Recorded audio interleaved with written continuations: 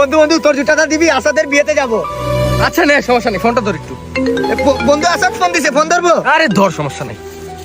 এই নয়ন, রাকিব রে বিয়েতে নিয়ে আসিস না, অত শালা গরিব। থাক বন্ধু, জুতা লাগবো না। কেন? গরিব তো। তুই বড় বেঈমান রে বন্ধু, তুই বড় বেঈমান, না বুঝিয়া তোর প্রেমেতে দিলাম মন প্রাণ।